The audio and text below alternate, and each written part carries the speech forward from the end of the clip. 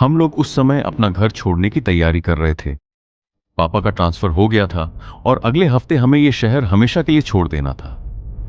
पूरा घर बक्सों से भरा हुआ था। हर कमरे में बस खालीपन और अजीब सा सन्नाटा। मेरा कमरा दूसरी मंजिल पर था और सबसे अलग। उस रात मैं देर तक जाग रहा था, करीब 12:30 बजे तक। बाहर बिल्कुल सन्नाटा था। ना कोई कुत्ता भौंक रहा था, ना हवा चल रही थी। आखिरकार मैं सो गया। लेकिन टक टक टक, अचानक मेरी आंख खुल गई। पहले तो मुझे लगा सपना है, लेकिन आवाज फिर आई। टक टक टक। मैंने धीरे से सिर उठाया और खिड़की की तरफ देखा। अंधेरा था, कुछ साफ नहीं दिख रहा था। मैंने घड़ी देखी, 3:57 AM। इतनी रात को कौन हो सकता है, मैंने मन ही मन सोचा। फिर खुद को समझाया, शायद कोई टहनी होगी या कोई पक्षी। मैं वापस लेट गया। लेकिन तभी टक टक टक टक। इस बार आवाज तेज थी और लगातार आ रही थी। मेरा दिल तेजी से धड़कने लगा। मैंने चादर अपने ऊपर खींच ली, जैसे उससे मैं सुरक्षित हो जाऊं। तभी एक बहुत धीमी भारी आवाज आई, तुम जाग रहे हो? मेरी सांस रुक गई। मैं बिल्कुल स्थिर हो गया, जैसे मेरा शरीर ही जम गया। डरो मत, मैं बस तुमसे मिलना चाहता हूं। अब आवाज खिड़की के बिल्कुल पास से आ रही थी और फिर क्रीक, खिड़की अपने आप खुलने लगी। मैंने आंखें कसकर बंद कर ली। कमरे में अचानक ठंड पड़ गई, जैसे कोई बर्फ का टुकड़ा मेरे पास आ गया हो। मुझे किसी के कदमों की आवाज नहीं आई, लेकिन मुझे साफ महसूस हो रहा था कि कोई मेरे बहुत करीब खड़ा है। फिर मेरे कान के पास किसी की ठंडी सांस लगी। मुझे देखो। मेरे हाथ कांपने लगे और आंखों से आंसू निकलने लगे। मैं खुद को रोक नहीं पाया। धीरे धीरे मैंने आंखें खोली और मेरे सामने जो था वो इंसान नहीं था। उसका शरीर बहुत लंबा था, लगभग छत तक पहुंच रहा था। हाथ असामान्य रूप से लंबे, उंगलियां पतली और टेढ़ी।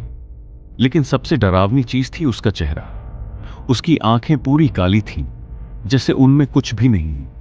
और उसका मुंह, एक लंबी, बहुत लंबी मुस्कान जो उसके चेहरे से बाहर निकलती हुई लग रही थी।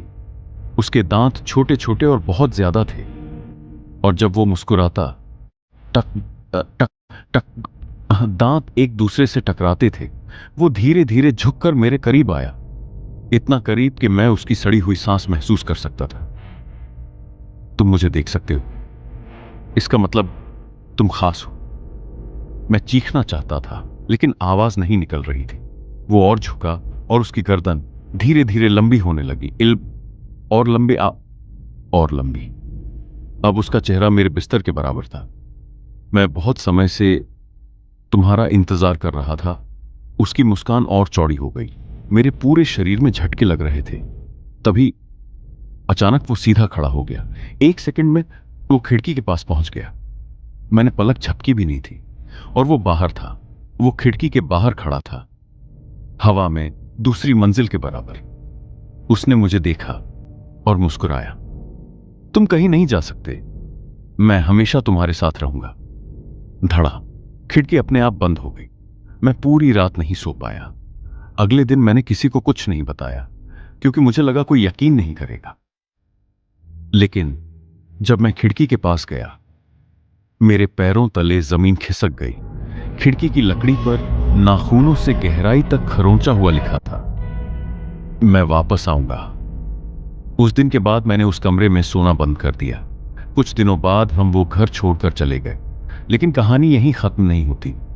नए घर में पहली रात मैंने खुद को समझाया कि अब सब ठीक है। नई जगह, नया कमरा, सब सुरक्षित। मैं सो गया। लेकिन रात के करीब 4 बजे फिर वही आवाज आई, टक टक टक।